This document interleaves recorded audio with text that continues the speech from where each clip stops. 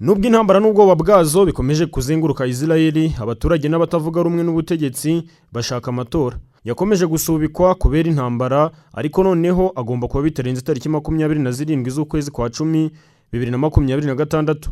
Minisitiri w'intebe Benjamin Netanyahu yamaze gutangaza ko azongera kwiyamamaza, agashimangira n'ubundi ko ari we muyobozi umaze imyaka myinshi ayoboye iki gihugu.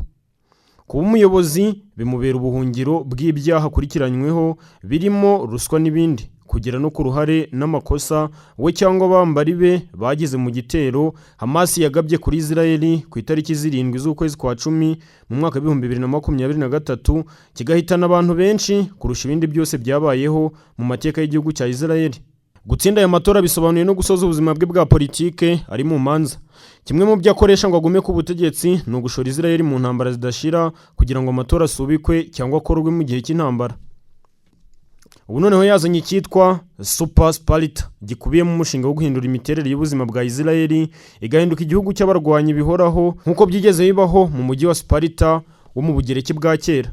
Iki gitekerezo cyateje ibibazo ku buryo abantu babiri bigeze kuba ba minisitiri b'intebe ba Israeli bahise bishyira hamwe bakora ishyaka rimwe ryo kurwanya ngo adashyira igihugu mu kaga.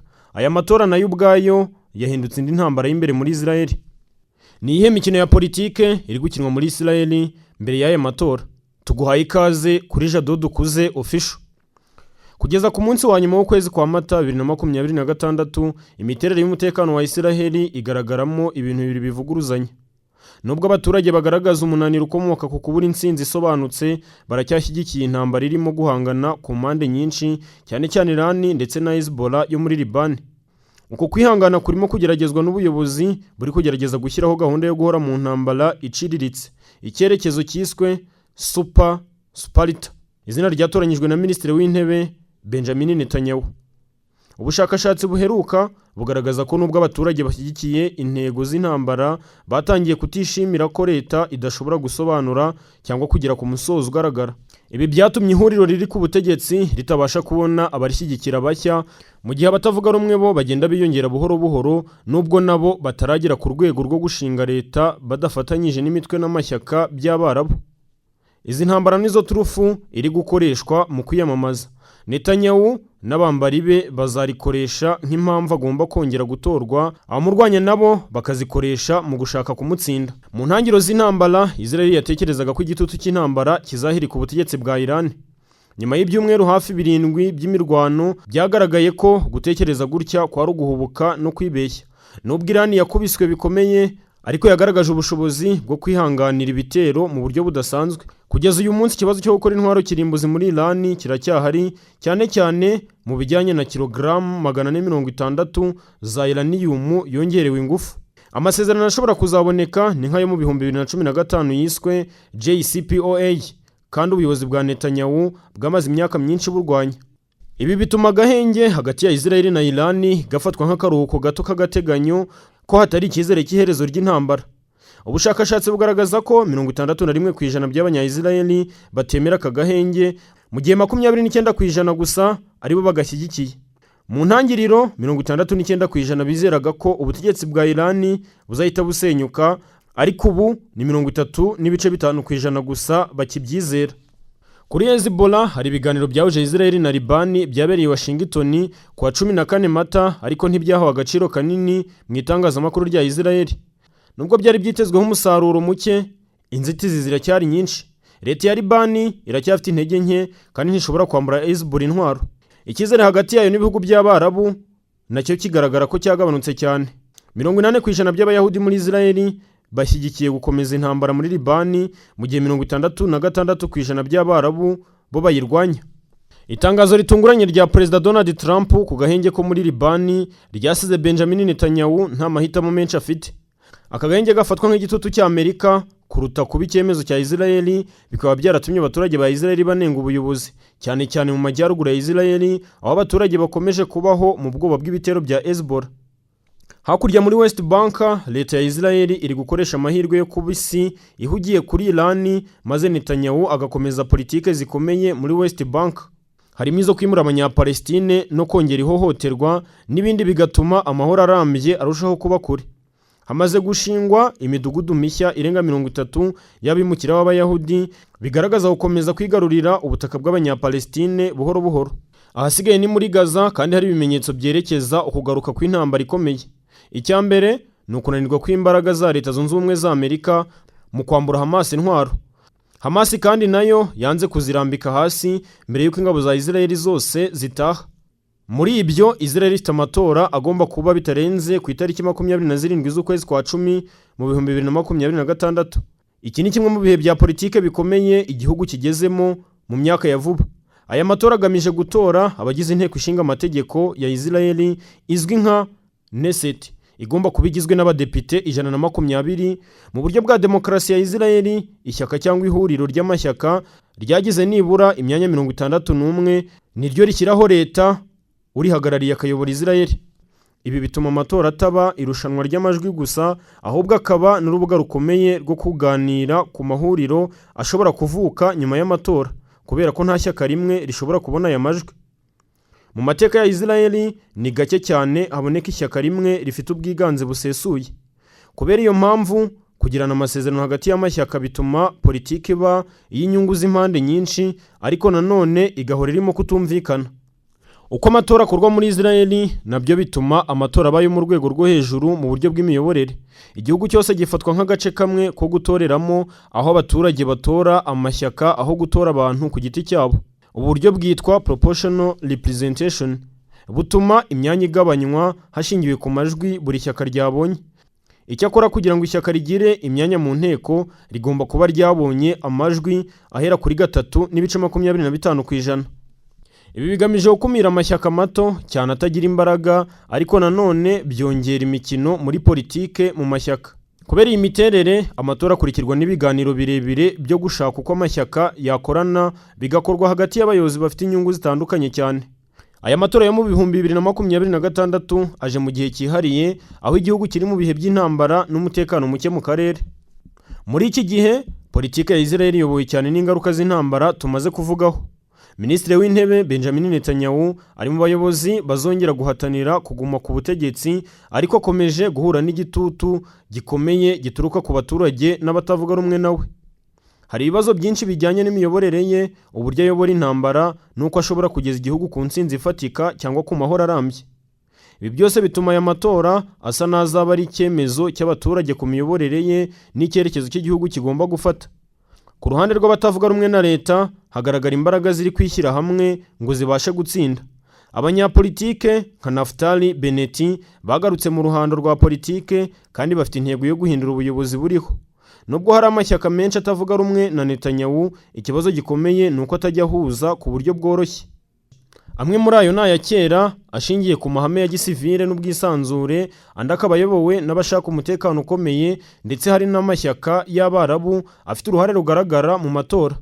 Kugira ngo batsinde, bisaba ko habaho imikoranire hagati y'izi mpande zose, kandi si ibintu byigeze byoroha na rimwe mu mateka ya Israel.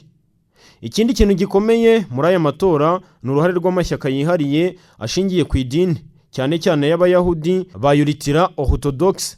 Aya mashyaka akunze kuba ingenzi mu gushyiraho ihuriro rya leta, kuko akenshi ariyo atanga imyanya y'inyongera ishobora gutuma haboneka ubwiganze busesuye. Ubu hari impaka zikomeye ku ruhare rw'aya mashyaka, cyane cyane ku kibazo cyo kujya mu gisirikare no ku mategeko agenga ubuzima bw'igihugu. Abaturage benshi batangiye kwibaza niba ari byiza gukomeza guha aya mashyaka imbaraga nyinshi mu gihe hari ibibazo by'umutekano, cyane cyane bisaba uruhare rwa buri wese. Ikibazo cy'umutekano nicyo kizaba kwisonga mu biganiro by'amatora. Abaturage benshi bazatora bashingiye ku cyizere bafite mu bayobozi ku bijyanye no kurinda igihugu. Intambara zimaze igihe kinini, ibitero by'iterabwoba n'ubwiyongere bw'amakimbirane mu karere byatumye abaturage bashyira imbere ikibazo cy'umutekano kurusha ibindi. Hari n'ibibazo by'ubukungu, imibereho y'abaturage n'imiyoborere y'imbere mu gihugu bigenda bifata umwanya. Mu rwego mpuzamahanga, aya matora azakurikirwa cyane n'ibihugu bikomeye n'imiryango mpuzamahanga. Israel ni igihugu gifite uruhare rukomeye mu bibera mu burasirazuba bwo hagati, bityo impinduka mu buyobozi bwayo zishobora kugira ingaruka ku mubano n'ibindi bihugu, harimo na Leta Zunze Ubumwe za Amerika n'ibihugu by'Abarabu. Ubusanzwe Benjamin Netanyahu yahoze afatwa nk'umuyobozi w'intambara utihanganira abanzi kandi arabizi ko ari cyo kintu arusha abashaka kumukura ku butegetsi. Niyo mpamvu ahitamo ko Israel ihora mu ntambara. Niyo mpamvu yadukanye igitekerezo cya Super Sparta. Ni igitekerezo cya politike n'umutekano gishingiye ku guhindura igihugu kikaba nk'igisirikare gihora cyiteguye kurwana igihe cyari cyo cyose. Iri jambo Sparta rikomoka ku mujyi wa kera w'Abagereki wari uzwiho kubaho ubuzima bwose bugamije intambara, aho abaturage batozwaga ubukana, kwihangana no gushyira inyungu z'igihugu imbere y'ubuzima bwite. Iyo hiyongereyeho super biba bivuze ko Netanyahu ashaka ko Israel irushaho kuba gutyo kurusha uko byari bimeze muri Sparta. Ni ukuvuga igihugu gifite ubushobozi buhanitse cyane mu bya gisirikari, gifite ubukungu bushobora gushyigikira intambara igihe kirekire kandi kidakeneye cyane inkunga y'amahanga kugira ngo kibashe kwirwanaho. Mu myaka ishize Israel yakunze gushingira ku ntambara ngufi zigamije kugera ku ntsinzi yihuse, ariko ibihe byagiye bihinduka byagaragaye ko ayo mayeri atagikora neza nk'uko byahoze. Intambara zikomeje kuba ndende kandi zidasobanutse neza uko zizarangira. Ibi bituma ubuyobozi butangira gutekereza ku buryo bushya bwo kubaho mu gihe cy'intambara idafite iherezo rigaragara. Mu ishingiro ry'iki gitekerezo harimo impinduka zikomeye mu mikorere y'igihugu. Ni ukwita ku bukungu, politike, imibereho bigahindurwa bigashyirwa ku murongo umwe n'igisirikare. Inganda zikora intwaro zigomba kwagurwa no kongererwa ubushobozi, igihugu kikagerageza kwigira mu bijyanye n'ibikoresho bya gisirikari aho kugendera cyane ku bufasha buturuka hanze. Ubu buryo bushobora no gusaba ko abaturage bagira uruhare runini mu gisirikare, haba mu kongera igihe cy'imirimo ya gisirikare cyangwa mu guhora biteguye guhamagarwa igihe cyose. Mu yandi magambo, Super Sparta si igitekerezo cya gisirikare gusa, ahubwo ni uburyo bwo kubaka igihugu cyose gishingiye ku myiteguro y'intambara. Nubwo ibi bishobora kugaragara nk'uburyo bwo kwirinda ibyago byo kwigunga cyangwa gutereranwa n'ibihugu by'inshuti, iki gitekerezo gifite n'imbogamizi zikomeye. Icyambere n'ubushobozi bw'igihugu bwacyo. Israel ni igihugu gifite abaturage batari benshi ugereranyije n'abanzi bacyo, bityo gukomeza intambara ndende bisaba imbaraga z'abantu n'ibikoresho bishobora kurenga ubushobozi bwacyo. Hari ibimenyetso bigaragaza ko ingabo za Israel zimaze igihe zihura n'ikibazo cy'abasirikari badahagije, cyane cyane bitewe no guhora bahamagara abasirikari b'inyongera kenshi. Ibi bigira ingaruka ku bukungu no mu mibereho y'imiryango, kuko abantu benshi bamara igihe kinini bari mu gisirikare aho gukora imirimo isanzwe. Ikindi kibazo gikomeye ni ingaruka ku bukungu. Kubaho mu buryo bwa Sparta bisaba ko amafaranga menshi ashyirwa mu gisirikare no mu mutekano, bikaba bishobora kugabanya ishoramari mu bindi byiciro nk'uburezi, ubuvuzi n'ibikorwa remezo. Nubwo Israel izwiho ubukungu buhanitse cyane cyane mu ikoranabuhanga, gushyira imbaraga nyinshi mu bya gisirikare bishobora gutuma habaho igabanuka ry'iterambere mu zindi nzego. Ikindi kandi kuba igihugu cyafata umurongo wo kwigira bikagabanya ubucuruzi mpuzamahanga bishobora kugabanya amahirwe y'ubukungu, cyane cyane mu gihe isi igenda irushaho kuba iy'imikoranire. Ku ruhande rwa politike n'imibanire n'amahanga, Super Sparta ishobora no gutuma Israel irushaho kuba nyamwigendaho.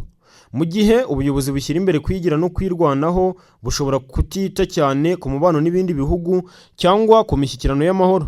Ibi bishobora gutuma amakimbirane arushaho gukomera aho kugabanuka. Hari n'abasesenguzi bavuga ko ubu buryo bushobora gutuma intambara iba nk'ikintu gisanzwe mu buzima bw'igihugu aho gushaka ibisubizo bya diplomasi. Nibikomeza gutya, ihuriro riri ku butegetsi rishobora kugabanuka rikagera ku myanya iri hagati ya 49 na 51 mu nteko, mu gihe abatavuga rumwe na leta bashobora kugera kuri 69 barimo n'amashyaka y'Abarabu. Ihuriro ry'abatavuga rumwe n'ubutegetsi riherutse kunguka imbaraga nyuma yo kwihuza ko bahoze ari abaminisitiri b'intebe ba Israel, Naftali Bennett na Yair Lapid. Mu kwerekana intego yabo, bakoze ikiganiro n'abanyamakuru cyabereye mu mujyi wa Elizliya wo muri Israel ku cyumweru tariki 26 z'uku kwezi kwa kane. Aba ni abanyapolitike babiri bafite ijambo rikomeye muri politike ya Israel kandi batangaje ko bagiye gufatanya mu matora ateganyijwe mu mpera z'uyu mwaka. Naftali Bennett na Yair Lapid bombi bigeze kuba abaminisitiri b'intebe mu buryo bwo gusimburana hashingiwe ku masezerano bagiranye mu ihuriro rya leta bashinze mu 2021 ryahagaritse imyaka 12 Netanyahu yari amaze ku butegetsi. Kuri ubu barateganya guhuza amashyaka yabo bakayagira rimwe riyobowe na Naftali Bennett. bavuga ko ari ubufatanye hagati y'abafite ibitekerezo biringaniye n'abo ku ruhande rw'abatsimbaraye ku bya kera. Bennett yavuze ko nibaramuka batsinze amatora ku munsi wa mbere w'ubutegetsi bwabo bazashyiraho komisiyo yigenga ya leta izakora iperereza ku gitero cyo kuwa 7 Ukwakira mu 2023 cyagabwe na Hamas mu majyepfo ya Israel. Iki nicyo cyatangiye intambara kandi cyarakomeje gishyira igitutu kuri Netanyahu. Hari abavuga ko Netanyahu ari ibintu yagizemo uruhare ruziguye cyangwa rutaziguye kubw'amakosa cyangwa se kubw'inyungu ze. Muri Israel hamaze igihe hasabwa ko hakorwa iperereza ryimbitse ku makosa yakozwe mbere y'igitero mu gihe cy'icyo gitero kuko ari cyo cyahitanye abantu benshi kurusha ibindi byose mu mateka ya Israel. Ku rundi ruhande, Yair Lapid yasabye abafite ibitekerezo biringaniye bose ko bagomba kwishyira hamwe bagashyigikira Bennett kubera ko iki gihugu gikeneye ubumwe nk'uko umuntu akenera umwuka ahumeka. Bennett yari yarabaye minisitiri w'intebe mu mwaka wa mbere w'amasezerano yabo yo mu 2021 mbere y'uko iryo huriro risenyuka. Nyuma yaho Lapid yabaye minisitiri w'intebe w'agateganyo mu mezi 6 ya nyuma kugeza igihe amatora agaruriye Netanyahu ku butegetsi. Kuva ubwo Lapid yabaye umuyobozi w'abataravugaga rumwe na leta mu gihe Bennett we yari yarafashe ikiruhuko muri politike. Nubwo abagabo bombi batavuga rumwe ku bintu bimwe na bimwe bya politike, bafitanye imikoranire myiza. Bennett ni umuyahudi ukurikiza cyane idini kandi ufite imyemerere ikakaye ku kibazo cy'abanyapalestine, mu gihe Lapid we adakurikiza idini cyane kandi afatwa nk'uri ku murongo woroheje kurushaho. Ku mubano wabo, Lapid aheruka kuvuga ati, twanyuze mu bihe byinshi turi hamwe, twafashe ibyemezo bikomeye turi kumwe, tuzi ko dushobora kwizerana. Ubufatanye bwabo bugamije guhuza abatavuga rumwe na leta batatanye ariko bahuriye ku kutishimira ubuyobozi bwa Netanyahu, kabone nubwo baba badahuje ibitekerezo ku bindi bibazo byinshi bya politike. Uretse ibibera imbere mu gihugu, hari n'uruhare ruto rushobora guturuka hanze y'igihugu, cyane cyane muri Leta Zunze Ubumwe za Amerika cyangwa ku bakire n'abahanga b'Abayahudi bataba imbere mu gihugu. Amerika iyobowe na Donald Trump ufite amateka maremare y'umubano ukomeye na Israel, haba mu bya diplomasi, ubukungu n'igisirikare. Uyu mubano utuma Amerika ishobora kugira uruhare runini mu buryo Israel yitwara imbere mu gihugu. Nk'urugero, hari imyanzuro Amerika ifata ku ntambara, ku mahoro cyangwa ku bufasha bwa gisirikare ishobora kugira ingaruka ku buryo abaturage ba Israel babona ubuyobozi bwabo. Niba Amerika igaragaje gushyigikira cyangwa kutishimira uburyo ubuyobozi bwa Israel bukora, bishobora kugira uruhare mu gutuma abaturage bamwe bahindura imyanzuro yabo mu matora. Ku rundi ruhande, hari abanyapolitike ba Israel ubwabo bakoresha umubano wabo na Amerika nk'intwaro ya politike. Abayobozi nka Benjamin Netanyahu bakunze kwerekana ubushobozi bwabo bwo gukorana neza na Amerika, bakabihindura ikimenyetso cy'uko bashoboye kurinda inyungu z'igihugu ku rwego mpuzamahanga. Abatavuga rumwe na leta bashobora kunenga ubuyobozi buriho mu gihe bwaba bumaze guteza umwuka mubi mu mubano wa Israel na Amerika, bakabigaragaza nk'ikibazo gishobora kugira ingaruka ku mutekano n'ubukungu. Nanone kandi Amerika ifite ijambo rikomeye ku kibazo cy'umutekano wa Israel, cyane cyane mu makimbirane ayihuza na Iran, Hezbollah cyangwa Gaza. Ibyemezo bifatwa i Washington bishobora guhindura uko ibintu bihagaze mu karere. Abaturage ba Israel batanga amajwi yabo bagendeye ku buryo babona umutekano wabo uhagaze. Niba hari intambara ikomeje cyangwa ibiganiro by'amahoro biri kuba, imyitwarire ya Amerika ishobora kongera cyangwa ikagabanya igitutu ku bayobozi ba Israel, bigahindura uko abaturage babona abo bayobozi imbere y'amatora. Icyakora hari umurongo utagomba kurengwa. Amategeko ya Israel n'amahame mpuzamahanga abuza ibihugu by'amahanga gutera inkunga amashyaka cyangwa abakandida mu buryo butaziguye. Ibi bigamije kurinda ubusugire bwa demokarasi no kwemeza ko amajwi y'abaturage ari yagena ubuyobozi. Ku rundi ruhande, izindi nzira zoroheje amahanga ashobora kunyuzamo ingaruka ni nko mu bitangazamakuru mpuzamahanga, mu biganiro bya diplomasi cyangwa mu mvugo z'abayobozi bakomeye ku isi. Ibi bishobora gutuma habaho igitutu muri politike ku bayobozi ba Israel cyangwa bigahindura uko abaturage babona igihugu cyabo ku rwego mpuzamahanga. Reka dusoreze aha, dukomeze kubifuriza gukomeza kuryoherwa n'ibiganiro bya Jado Dukuze Official.